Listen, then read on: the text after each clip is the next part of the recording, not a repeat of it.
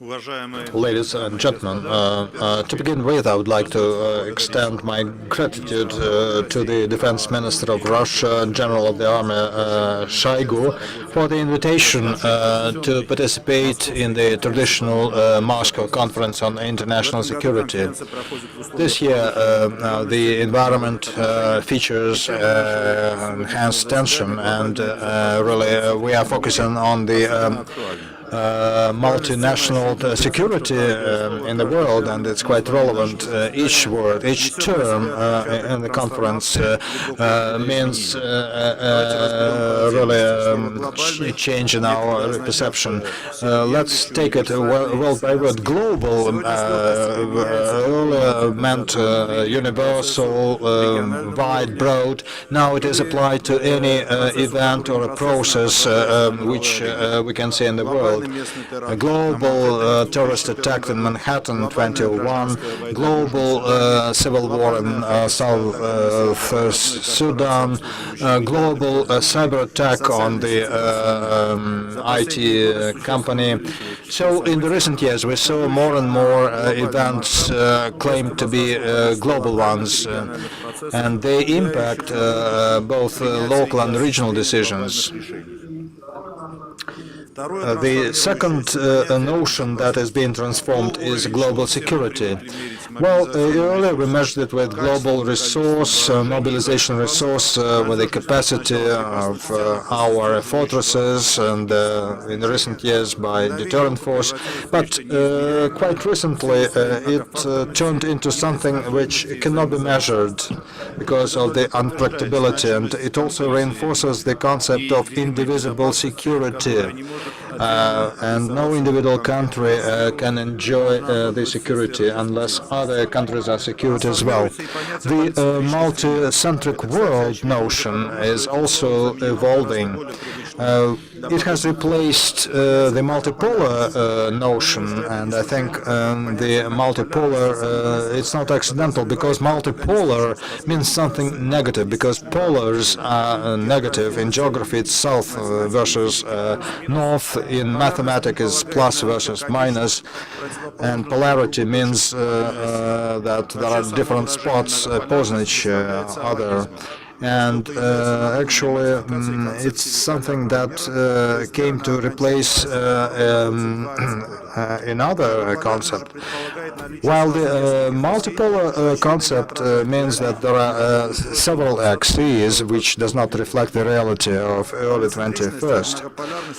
And the multicentric world is something different. It replaces the access-based system on the networking system.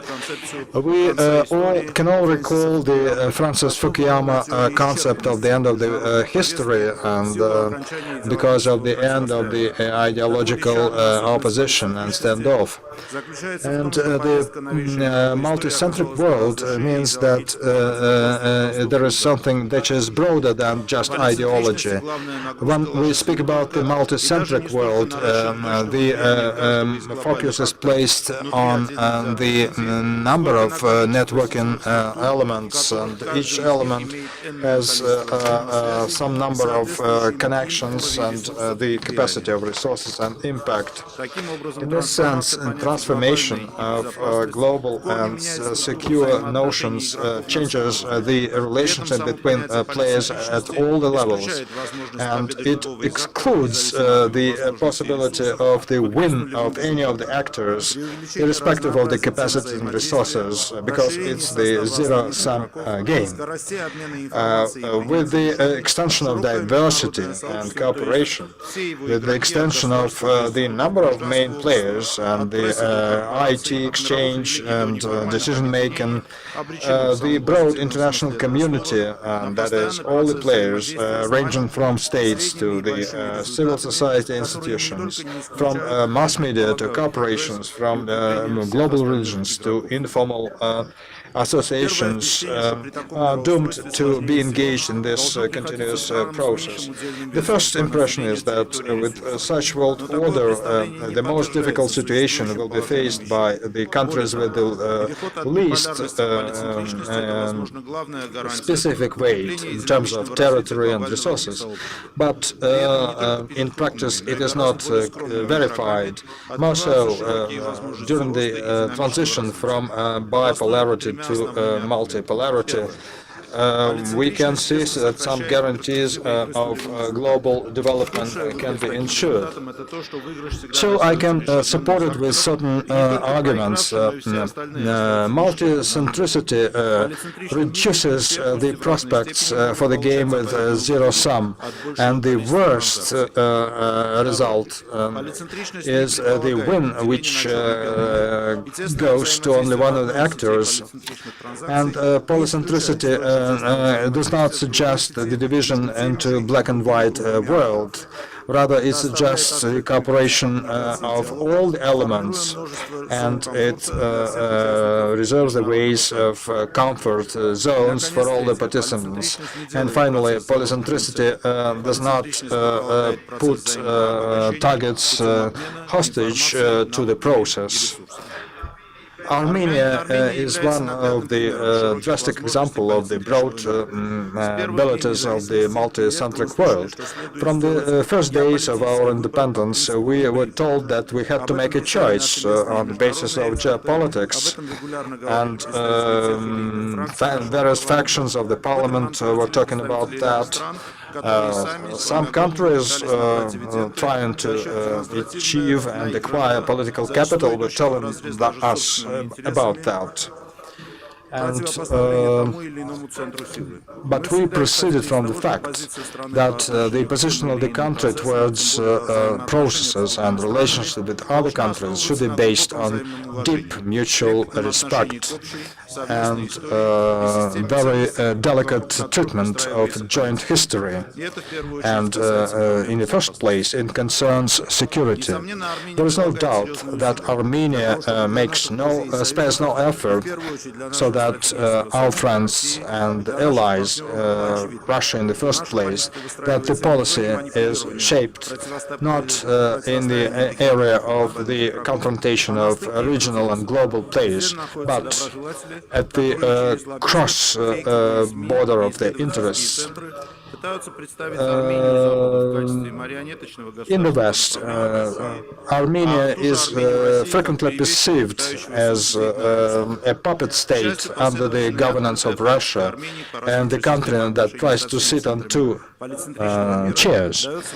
But to our luck, the continuous and open policy of Armenia regarding its development of relations with all the centers of the multi-centric world produced very good fruit. And recently, at the Munich Conference on Security, Armenia was referred to as the most efficient country which combines all the formats for their benefits.